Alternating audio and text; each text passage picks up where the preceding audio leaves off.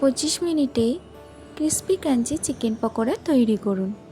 এই সোনালি ভাজা চিকেন পকোড়া যে কোনো সময় চূড়ান্ত বিজয়ী। এগুলি বাইরের দিকে পুরোপুরি খাস্তা যেমন এবং ভেতর থেকে অবিশ্বাস্যভাবে কোমল আর স্বাদেও বিস্ময়কর। আমরা সাধারণত চা দিয়ে তা পরিবেশন করেই থাকি, তবে এই পকোড়ার সাথে ভালো যায় মশলাদারদের রসুনের চাটনি, কাবাব পুদিনার চাটনি, সিলান্ট্রো চাটনি বা সবুজ চাটনি। এগুলো বানানোর বিভিন্ন উপায় আছে।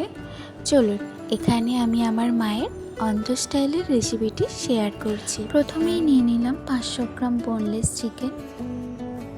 তাতে পরিমাণ মতো নুন ছড়িয়ে দিয়ে এর মধ্যে দিয়ে দিন হাফ স্পুনের মতো হলুদ গুঁড়ো, তার সাথে দিন লঙ্কা গুঁড়ো। এগুলোকে ভালো করে মিক্সড করে নিন। এরপর দিয়ে দিন চাল গুঁড়ো 2 স্পুনের মতো, তার সাথে দিন বেসন গুঁড়ো 1 স্পুন। এরপর দিয়ে দিন কর্নফ্লাওয়ার 1 স্পুন।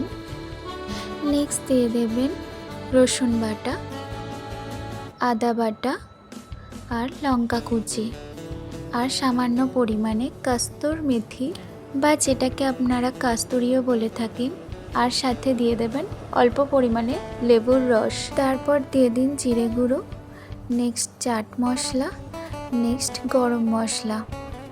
এরপর বাড়িতে যদি গোটা ধনে থাকে সেটাকে ভেঙে অল্প পরিমাণে ছড়িয়ে দিন স্বাদ আসার জন্য, এবং এর মধ্যে একটা গোটা ডিম ভেঙে দিয়ে দিন।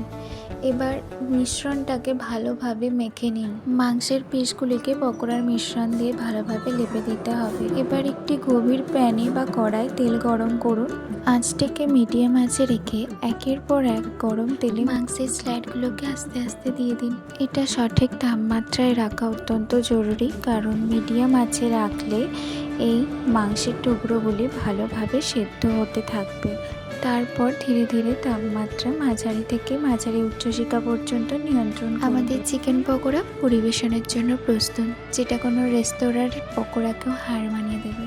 অনেক ধন্যবাদ সবাইকে এতটা যত্ন সহকারে ধৈর্য নিয়ে আমাদের এই ভিডিওটা দেখার জন্য। সকলেই ভালো থাকবেন, সুস্থ থাকবেন, আর আমাদের এই চ্যানেলটাকে like, comment, share and subscribe করতে ভুলবেন না। Thank you.